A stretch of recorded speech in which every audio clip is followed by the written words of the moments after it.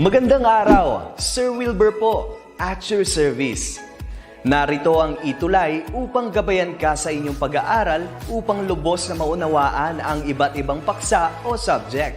Ang ETUlay ay isang free online tutorial class na pinangungunahan ng DepEd Educational Technology Unit sa pamumuno ni Undersecretary Elaine Del B. Pascua. Ang programang ito ay hindi lamang para sa mga bata, kundi ito rin ay magsisilbing gabay sa mga magulang at mga guro kung paano nila ituturo o gagabayan sa bawat asignatura ang kanilang mga anak o mga estudyante. Sa kasalukuyan, ang self-learning module mula sa rehiyon ng Calabarzon at kilala sa tawag na pivot ang ginagamit sa ating ETUlay online class. Kaya ano pang hinihintay ninyo? Ihanda na ang inyong mga ballpen o lapis, papel o kwaderno at samahan kaming itulay ang pagkatuto para sa bawat batang Pilipino. Sama-sama tayong magtutulungan para malampasan ang mga hamon sa panahong ito. Halina't matuto kasama ang inyong online tutor sa oras na ito.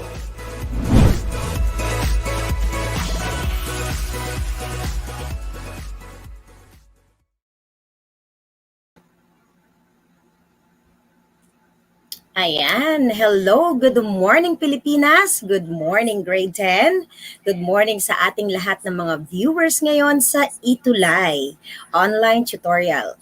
I am your teacher Ruby here in ETUlay online tutorial. Good morning everybody, and today we are in the fourth quarter of our lessons in Health 10. Ready na ba kayo mga ka-health warriors? So today, we will discuss the first part of the Health 10 fourth quarter. All right, ready na ba? Let's start. Once again, this is your teacher Ruby Rose or tutor Ruby Rose here.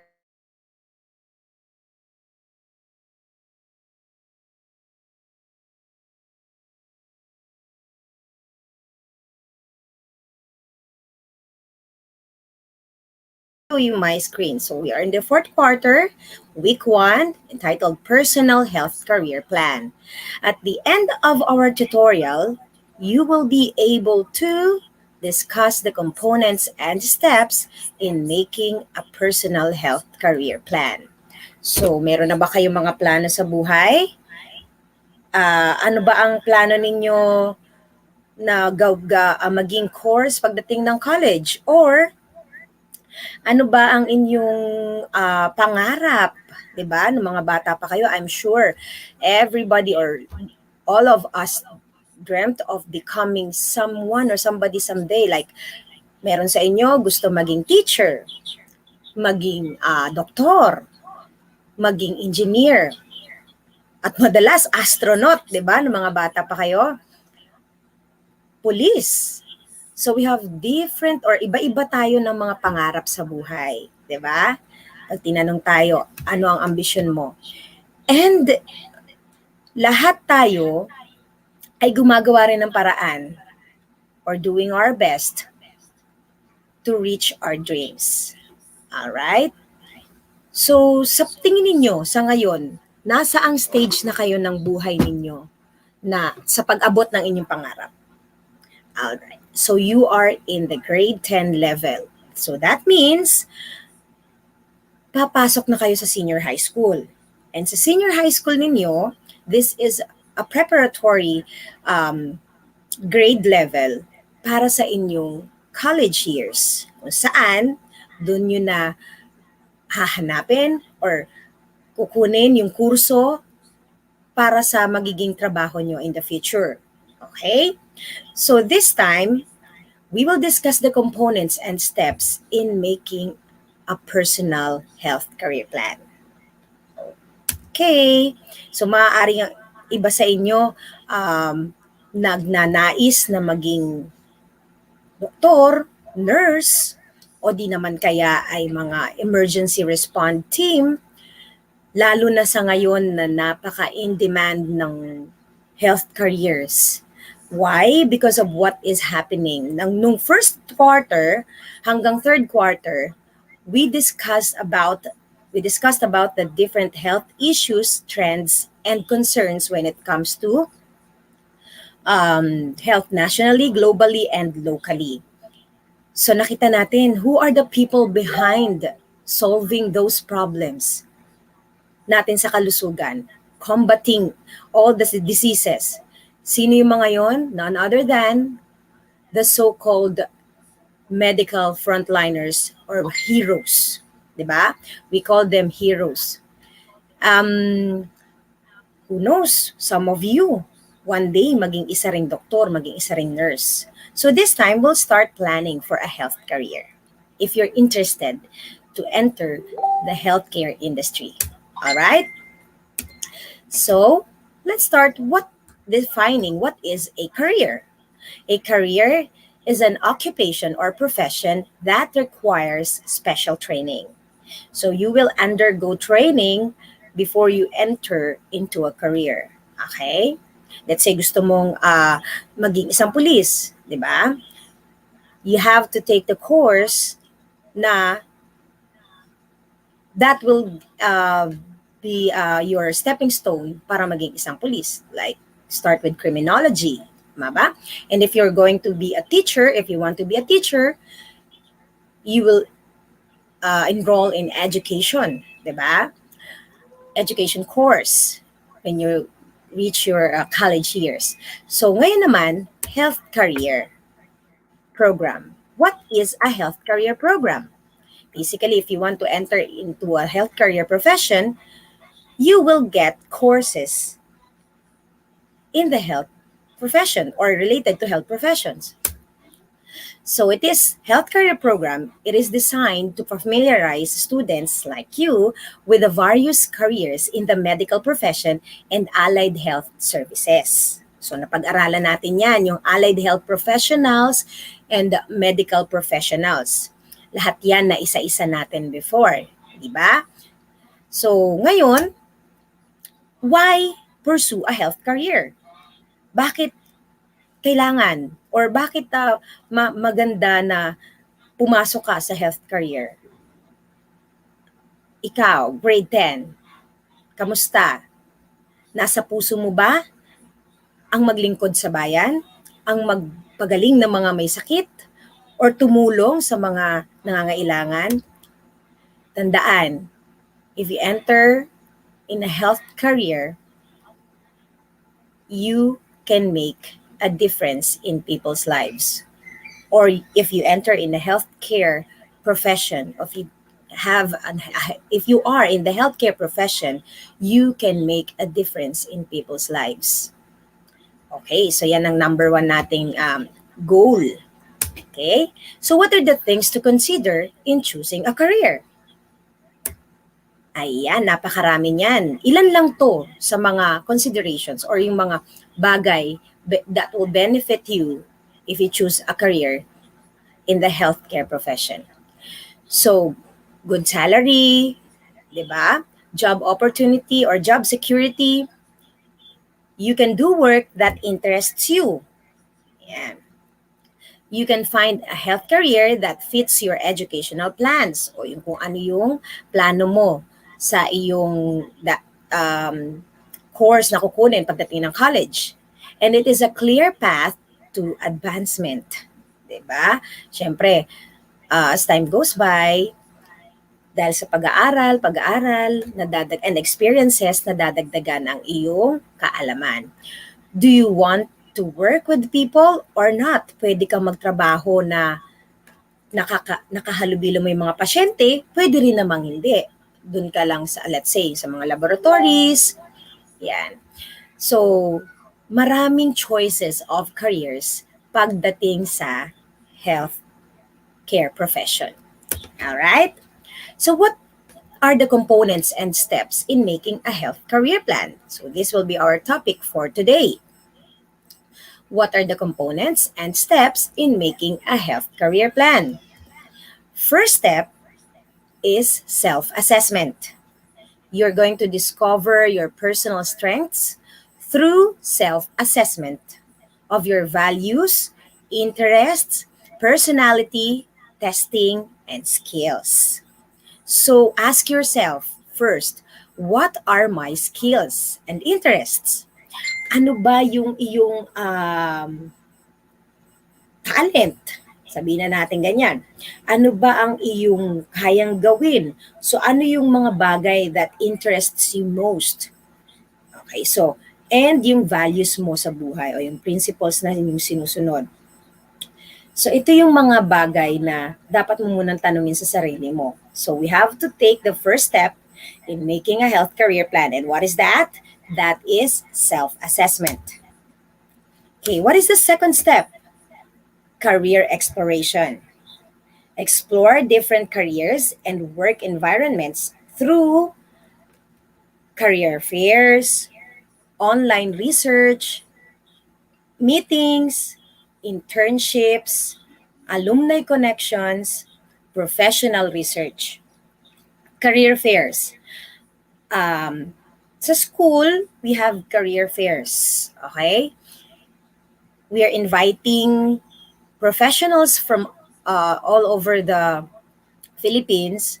We're inviting them through the help of the guidance office, and then they're conducting career fairs. All right?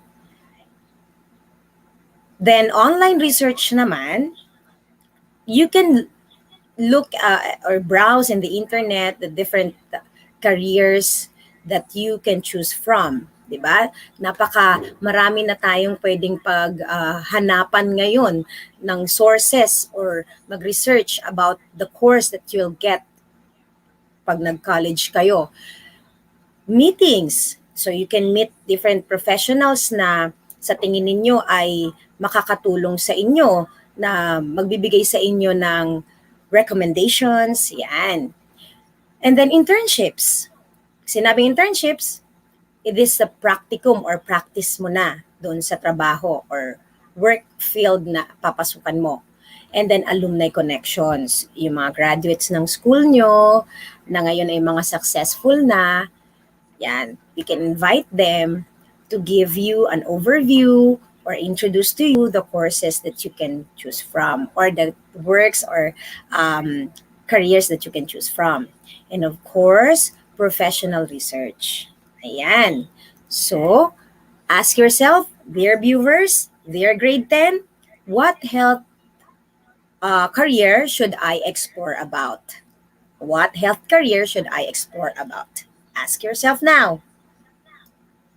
Okay. And how about the third step? It is decision making. So, una, nag-self-assessment ka, tapos nag-career exploration ka, then meron ka ng pagpipilian. That's why you come up into the third step, which is decision making. It is to evaluate and narrow down your options through listing the pros and cons o yung advantages and disadvantages of the course that you're going to take, comparing your strengths and interests, decide which career fulfills both current and your future goals. Hindi lang kasi pangkasalukuyan dapat yung ipinaplano natin para talaga sa kinabukasan. And that is the end goal, di ba? In making a health career plan. Ask yourself, what factors do I need to consider, okay, in making my health career plan? Ano-ano ba yung meron ka? Maaaring ano yung resources na meron ka? Ano yung kaya mo na kunin na kurso, and then ano yung sa tingin mo ay babagay sa iyo, 'di ba? That will fit in sa iyong mga factors na meron ka. Okay? And then step 4 is plan of action. Plan achievable goals and develop strategies to reach your goals. Narinig niyo na ba yung SMART goals? SMART specific, okay, measurable, attainable, diba? Reliable, and time-bounded. So, organize your goals into smaller steps. One step at a time, sabi nga. Identify actions for each step. Utilize helpful people and resources.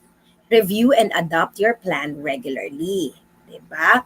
Kasi para makikita mo kung nag-i-improve ba ang iyong planning stages. Okay, so those are the steps or components and steps in making a health career plan. Now, I'm going to show you an interview with a health career professional. So sana naman, pag napanood ninyo ito, ay kapulutan ninyo ng aral and you can use it para naman ma-inspire din kayo. Okay? Health warriors, today we will have an interview with a registered specialist occupational therapist who is currently working in the United Kingdom. He has been in the medical profession for almost 18 years. And you know what? In the 2012 London Olympics, he was one of the torchbearers. So friends, please welcome my high school classmate, Mr. Raymond Apple F. Enteria. Hello, Sir Raymond! Hello, Ma'am Ruby. Hello, everyone. Hello sa lahat ng mga estudyanteng nakikinig at nanonood sa inyong programa. I hope you are all doing fine despite all this pandemic going on. So everyone, stay safe and stay healthy, okay? Thank you for inviting me here. Thank you so much for accepting our invitation. And we know that you are so busy right now, especially that we have this current crisis in our health status all over the world. So our first question is, what does your job as a registered occupational therapist or specialist occupational therapist entail? Right. So thank you for that question. As an occupational therapist, basically our main role in our profession is to help people with cognitive, physical, and sensory disabilities to become more functional and independent in all aspects of activities of daily living. Meaning, kapag ang isang pasyente ay nirefer sa amin dahil nagkaroon siya ng disability following stroke or merong mga taong ipinanganak na sadyang may mga limitasyon tulad ng autism, cerebral palsy, and all sort of those conditions, kami yung professionals na tutulong sa kanila para maging functional pa rin sila at maging independent pa rin sila sa lahat ng gagawin nila everyday. So, apart from that, occupational therapists also help people to make sure that the environment or the house that you are living is accessible and suitable for you. So you can function independently sa lahat ng mga ginagawa mo. So kung hindi man independent, at least you're not totally dependent because we're still trying to improve your engagement to those functional activities. So Raymond, when you were younger, what were your hobbies and interests? I remember when I was a child, I always dreamed of becoming a doctor, but I did not grow up in a well-off family.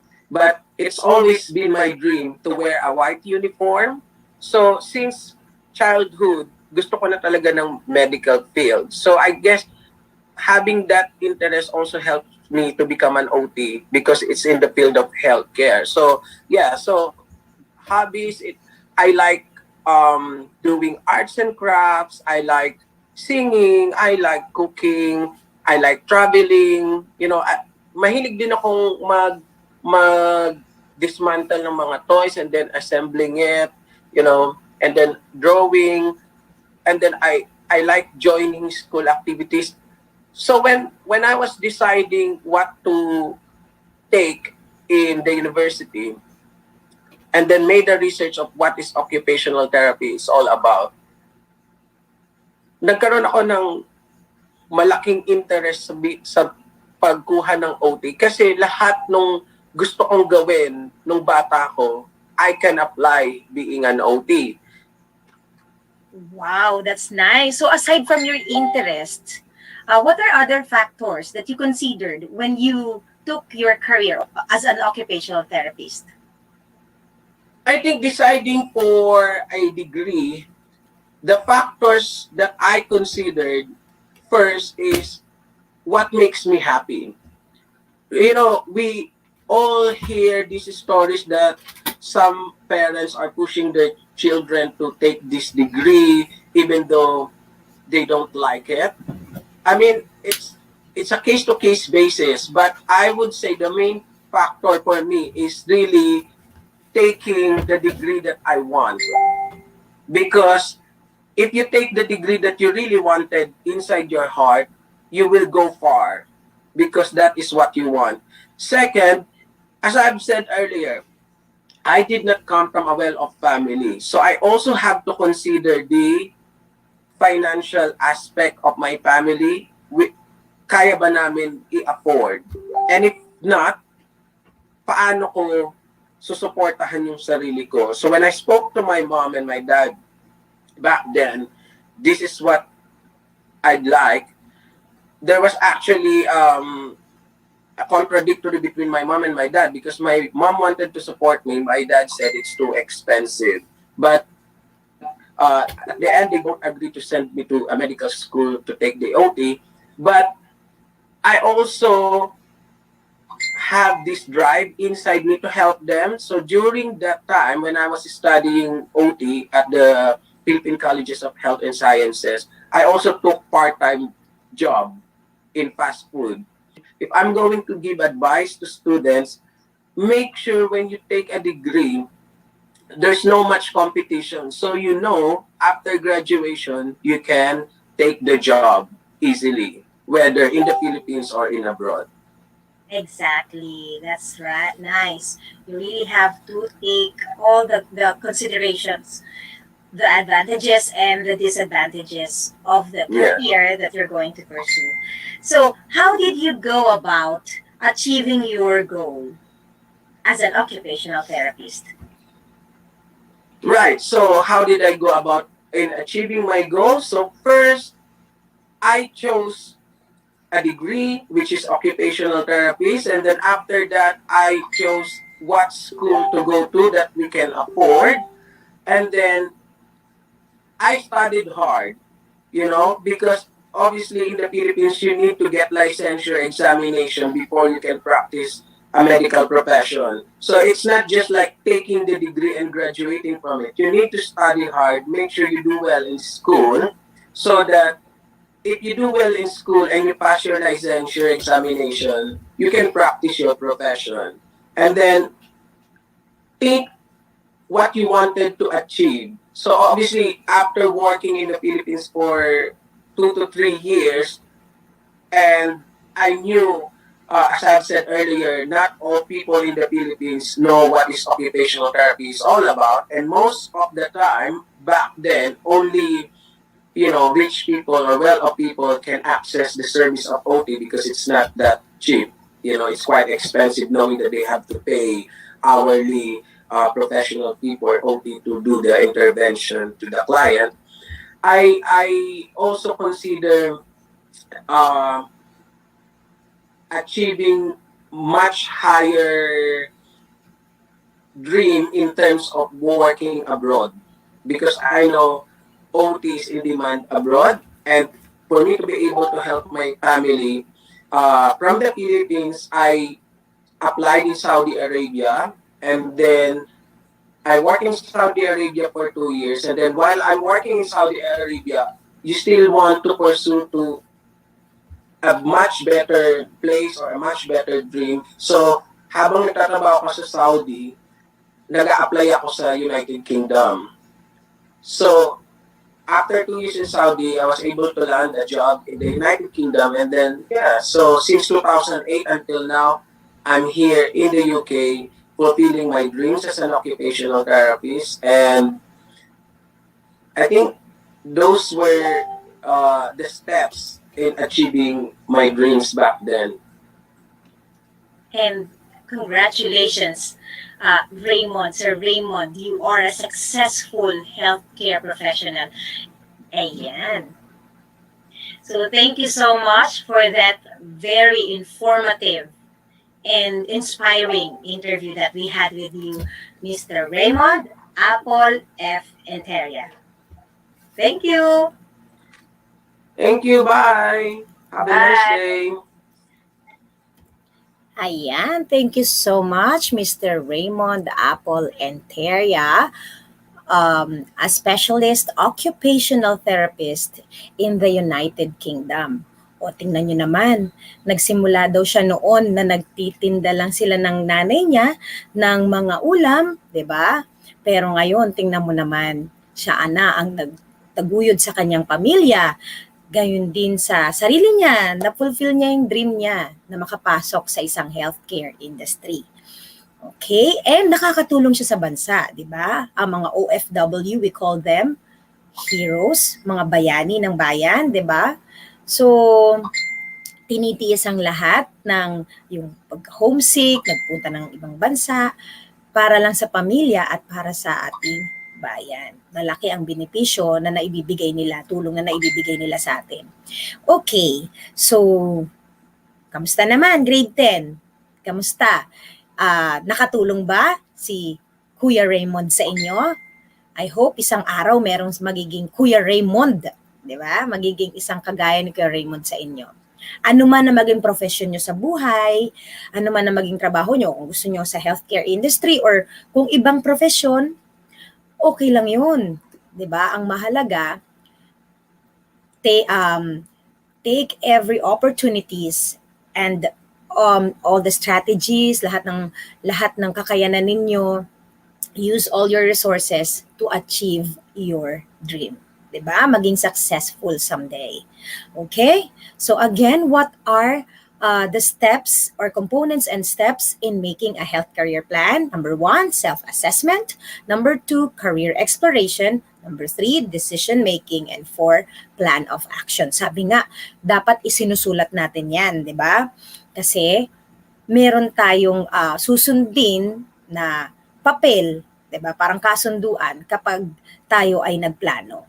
Ayan, may babalikan tayo. So ngayon, I want you to get your papers and pen and make your own health career plan. Okay? Or make your personal health career plan. Try to assess yourself. So in the first row, it says here, okay, self-assessment. What areas of interest, what areas of interest or what are my skills and interests? So, ang ilagay nyo dyan. Okay, I'm gonna correct. Paki-correct na lang. What areas of interest or what are your skills and interests? So, halimbawa, maaaring yung iba sa inyo, maaaring mahilig magsulat. Okay? Maaaring mahilig magluto. Ayan. Mahilig gumawa ng mag-invento ng mga bagay-bagay. And this interest of yours, ito ay magiging basehan ninyo ng kurso na babagay sa inyo someday. Okay? Maaaring mahilig kayong mag-alaga ng mga nakababata niyong kapatid. O gusto nyo pagdating ng araw ay maging isa kayong nurse or doktor, ano yung mga interests mo ngayon na sa tingin mo ay magli-lead sa'yo sa profession na yon. Number 2 is career exploration. Which career should I explore about? Siguro, mostly three careers, di ba, ang pagpipilian. So, meron kang first choice, second choice, and third choice. Ako, when I was in high school, in grade 10 or 4th year pa kami noon, kasi wala pang senior high school. Ang gusto ko noon, una, maging accountant. Ayan. Number 2, because my father is an accountant. Number 2, ang gusto ko noon ay maging broadcaster. Ayan. Kasi noon si Corina Sanchez ang aking iniidolo. Ayan. Nako, sinasabi na ni Tutor Ruby ang kanyang secrets. Okay, and number 3, to be a teacher. Okay? So, yun yung tatlong careers na pinagpilian ko. Pero yung pagiging teacher, yun pala yung lagi kong sinasabi nung ako ay 4 years old, nung bata pa lang ako. So, ibig sabihin, yun talaga yung nasa puso ko. And that is really yun talaga, doon ako dinala ni Lord. Ayan, doon ako dinala ni Lord sa pagiging isang guro. Okay, so I've been in the teaching industry for 18 years. And I am a health teacher. Related pa rin sa healthcare profession. Okay? And number 3, decision making. What factors do I need to consider in choosing? Una, syempre yung kurso na, yung education kasi, I took it sa Polytechnic University of the Philippines. So, doon ako nag-aral.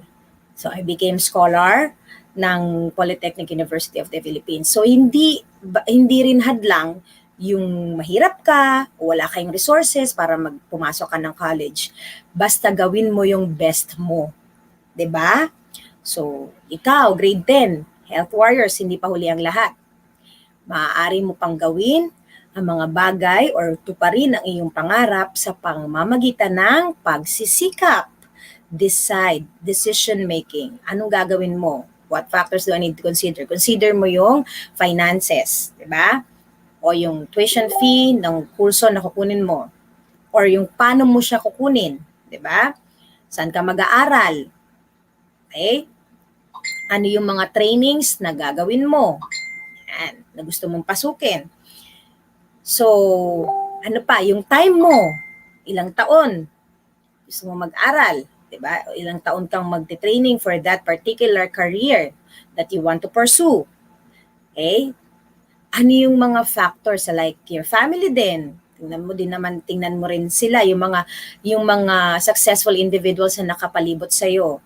So, timbangin mo din kung ano yung mga kalalagayan nila. Pero plan of action. Sabi nga, pag nagplano ka pero wala namang action, baliwala 'yon.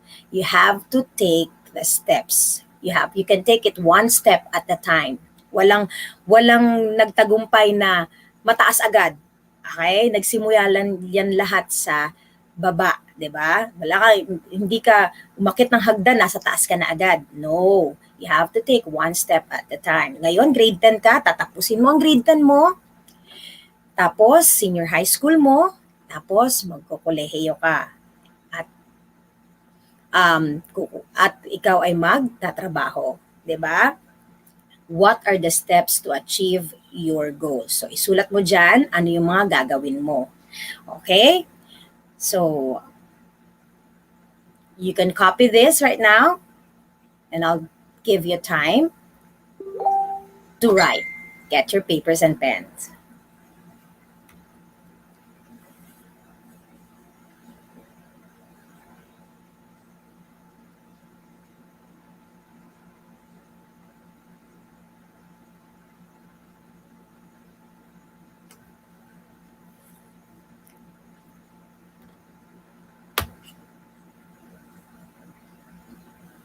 Okay, I'm sure mabilisan mong naisulat.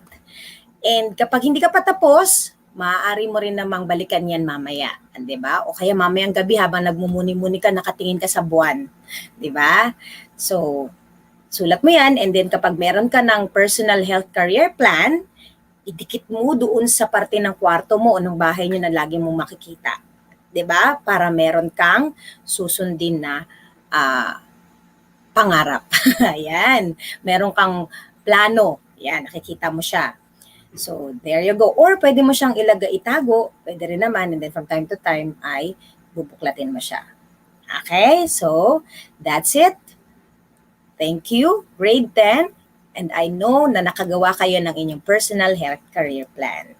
At gagawa pa kayo. At sa ating susunod pang mga lessons, maaring madadagdagan nyo pa ito. Di ba? Kasi we will be discussing different kinds of health careers na pwede nyong pagpilian. Allied health care professions. At nag-invite din tayo ng iba't ibang mga healthcare professionals para naman magbigay din sa inyo ng mga words of wisdom and mag-encourage din sa inyo. Okay? There you go. As I said, take one step at a time. Plan for your future. Okay? Sabi nga, libre ang mangarap. Kaya mangarap ka na ngayon. So ngayon, gusto ko i-comment ninyo, hello. Mag-comment down kayo. Ano ang inyong ambition or ano ang gusto nyong maging trabaho or career someday? Okay? Comment na, tapos pipili ako. And then next week or next Tuesday, mamimili ako doon. Titingnan ko kung ano yung mga inyong health career na or careers na gusto ninyong kunin pagdating ng araw. Okay? Then pipiliin ko, then i-feature natin sa susunod nating lesson. 'Di ba? Para naman makita ninyo, uy, nalagay sa ETUlay kung ano yung pangarap ko, 'di ba? So, yun ang tutuparin ko. Yan. So magbigay kayo doon siguro, sige, top 3 choices, pagaya ng ginawa ko. Okay? Top 3 ninyo na, top 3 na careers na gusto ninyo. So si Teacher Ruby, sabi kanina, gusto niya maging accountant, maging broadcaster, at maging teacher. Okay? So, 3. Maglagay kayo, ha? Comment down below. Ilagay na ninyo at ako'y excited na makita yan. Kasi kaming mga teachers ninyo, parang mga parents ninyo, excited din kami sa kahihinatnan ng inyong future. Tandaan mo yan, health warriors. Andito lang kami para gabayan kayo at samahan kayo sa pag-abot ng inyong mga pangarap. So once again, today we discussed the different components and steps in making a health career plan. What are those again? Self-assessment, career exploration, decision-making, and plan of action. Okay? Gusto ko, picturean nyo rin yung mga ginawa ninyo, and then pwede nyo rin i-comment dito. Send the pictures of your personal health career plan. Okay? So, pwede ko rin i-feature yan sa susunod nating lesson. So, kahit simple lang muna, sulat nyo lang dyan. Let's say sa self-assessment at what are the areas of your areas of interest or your skills. Lagay mo lang dyan. Pwede mo sabihin, singing, dancing, o diba? I like working with people. I like talking with people, conversation, communication. I like doing slides or creating vlogs, di ba? Yan ang mga gusto nyo ngayon. Creating content ng mga videos o cooking. Yan, lagyan mo dyan. Sa career exploration naman, yun nga, yung mga careers na gusto mong explore. Yung sinabi ko kanina, pwedeng 3. Yan. Sa decision making naman, what factors do I need to consider in choosing a career? So ano yung meron kang resources? So ano yung mga abilities mo? Yung mga, okay? Ano yung pwedeng mag-fit in dun sa yung mga interests. Yan. And then plan of action. Ano yung gagawin mo? Ano yung step by step na gagawin mo to achieve your dream? Let's say, enter this course or enroll in this course, attend trainings, ayan. Research online, ayan. Sulat nyo lang dyan. Kahit naka-bullet lang yan or naka-outline, okay lang. Okay, and then send the pictures of your personal health career plan sa ating comment box. Okay, so 2 ang isi-send ninyo. Yung picture ng ginawa ninyong personal health career plan and yung sa bagay, yung 3 kurso na gusto nyo palang kunin, nandun na sa number 2, pwede nyo nang ilagay sa number 2, di ba? Okay, so there you have it. Thank you so much, everyone. Once again, I am your tutor, Ruby, here on ETUlay Online Tutorial. Goodbye! And thank you so much for listening and watching this tutorial session with Teacher Ruby. Bye, everyone. Thank you.